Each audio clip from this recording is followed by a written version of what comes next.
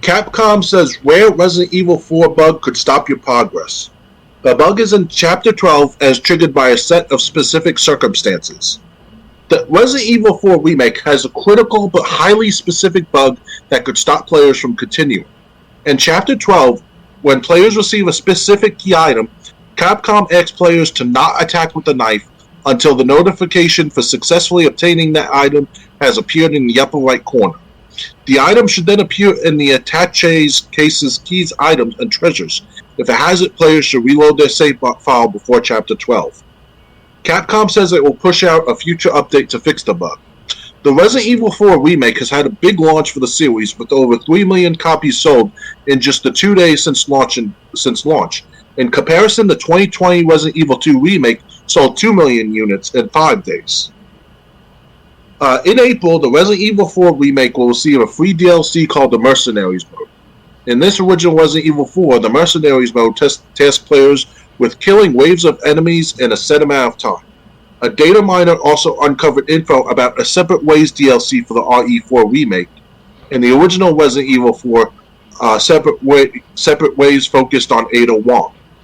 There's still even more new Resident Evil 4 Remake content on the way. It's getting a VR mode that will be a free DLC on the PS5 for PSVR 2 owners.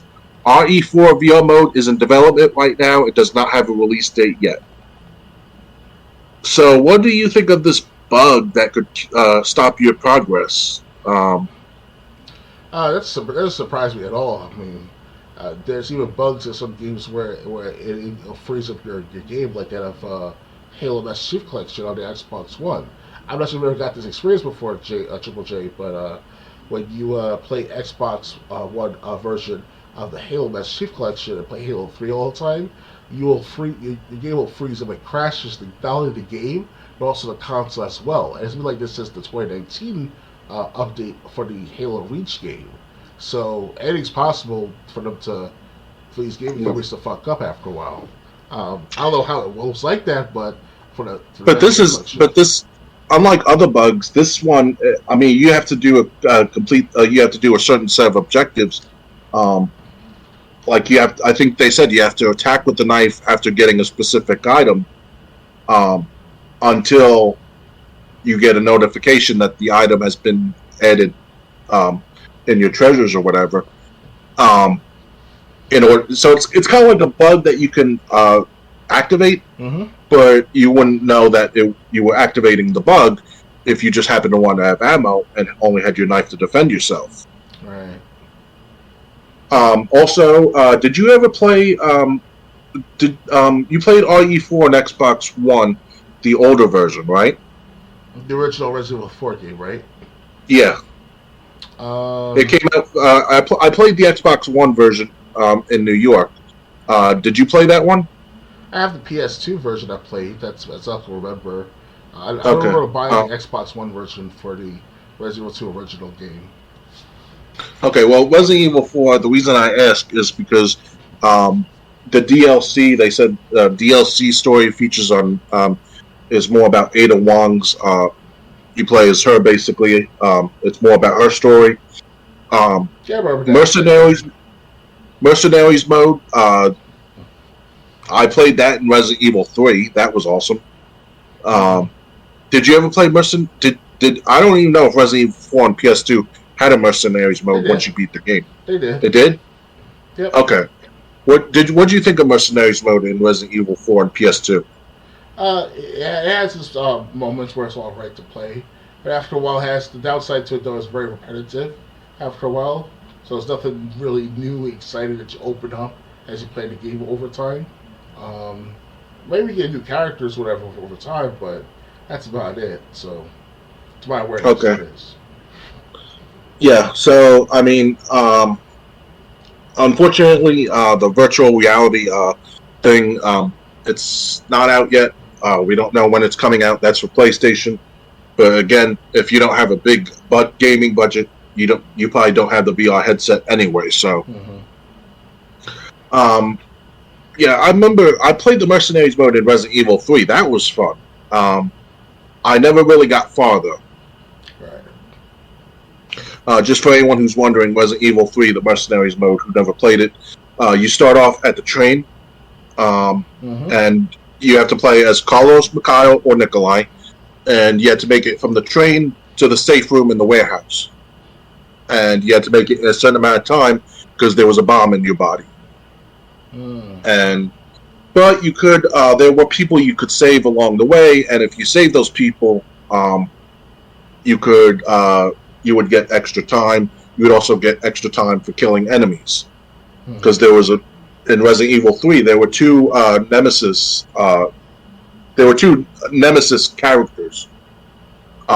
Where, like, if you came back, do you remember Resident Evil 3 well? Not so much. I did play Veronica's Mercenaries mode. I didn't even know that had a Mercenaries mode. Yeah, you play as Claire, Steve, Chris. I'm not sure who's the other character. Most likely Wesker. And but that's how you have to unlock that character, Wesker. But definitely Claire Redfield, and she wore this skimpy outfit, and short skirts and all. It was pretty cool. She was very sexy in that. I do have Code Veronica on my Xbox One. Through Games with Gold. But I think I'd have to restart my game because, like, I have no health. I'm in danger, and, like, I'm at the part where, like, when you put, like, when you do this clock game to get, like, a password. Yeah. Like, this enemy attacks after you put in the password, and, like, and I have to, like, limp to the open door that you open once you put in the password, and yeah, so I think, like, if I play Code Veronica again, I'm gonna have to start from the beginning. Yeah, might as well. Yeah, because I don't even think there's, like, any herbs left near me. But yeah, so, like, anyway, I remember Resident Evil 3 Nemesis coming back from the alley. So you were in that area behind the bar. There'd be, like, you come out from this way, and you're trying to go to the door over here. Problem: there's a Nemesis here, and there's a Nemesis here, and this one is running to you as you come in. So, but they said there was a way to trick the Nemesis into killing each other, and that would get you like 500 extra seconds if you did it correctly. Oh wow! 500 seconds, that's a lot of time. Yeah. So, yeah. So, like at least 10 minutes worth of time. More like 8 minutes, but still. Okay. Yeah. 8 minutes, 20 seconds, if I'm not mistaken. So, nothing. yeah, it's more than you start out with. But anyway, that was Resident Evil 3. This is Resident Evil 4. Ready to move on? Yeah, I'm ready. All right, next. Oh boy, the U.S. government went after Activision over stingy esports salaries. What Democrat is wasting time and resources this time? The Department of Justice targeted Call of Duty and Overwatch League specifically.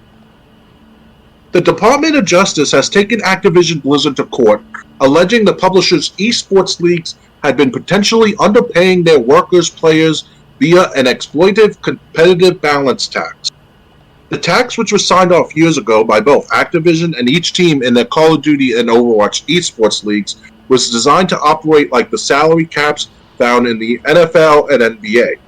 The government says this specific deal, however, had the purpose and effect of limiting competition between the teams in each league for esports players and suppressed esports players' wages, says in a court filing on April 3rd.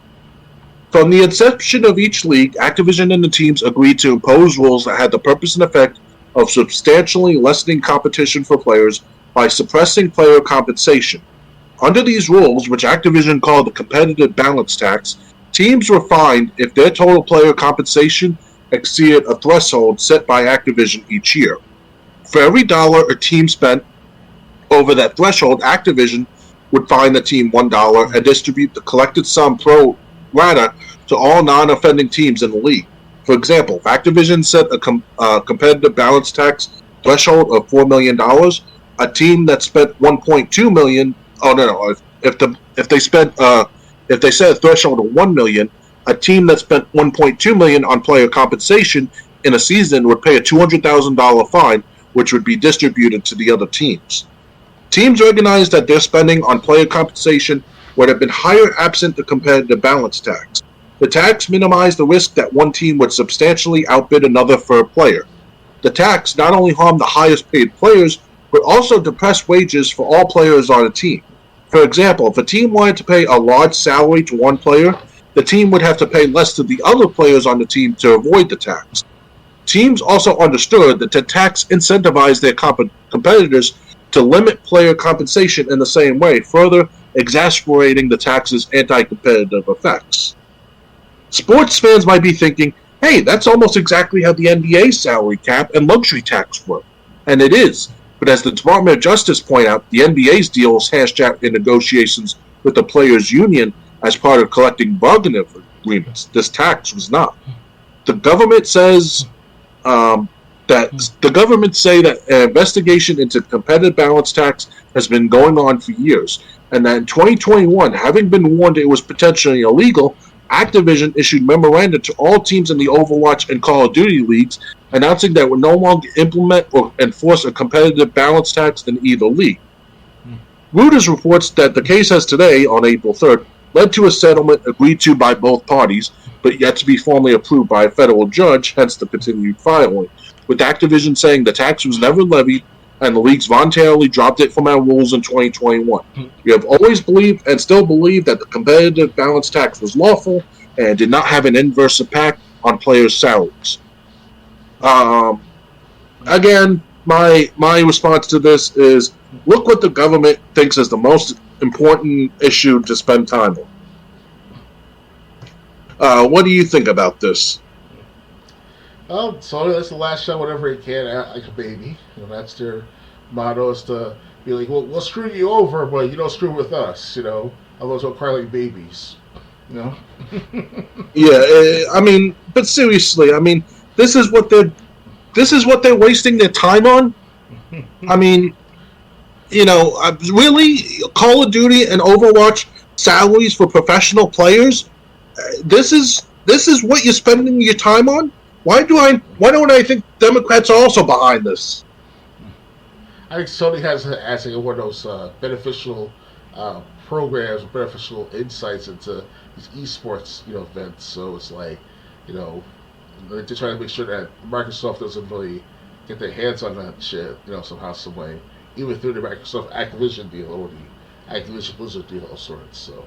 Well, this is Activision-Blizzard on its own, but they're saying Activision-Blizzard, they had the professional Call of Duty teams, professional Overwatch teams, but I mean, like I said, there's so many other things going on, but the government chooses to focus on bullshit like this. Get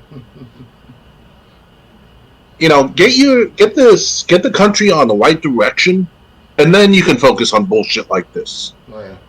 While Sony themselves is focused on themselves too, because they're dying straight down with their sales revenue. That's what I hear for the last several years now. Whatever inventions or innovations they made over the last 10 years wasn't the best products we saw in the market, so they've been losing money since then. And the last thing they need to do is worry about some, government, entity just to help them out with the esports teams and shit like that, So. Yeah, but I mean, putting a cap on esports players' salaries.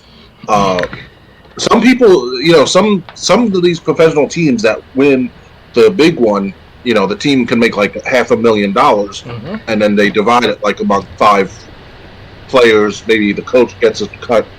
Oh yeah. But I mean, I'm sorry. I just don't see why this is so important for the government to step in. Yeah.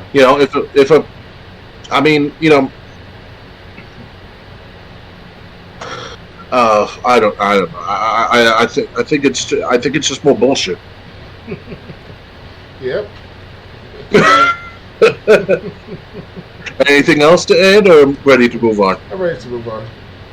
All right. Next, Pokemon Stadium joins Nintendo Switch Online this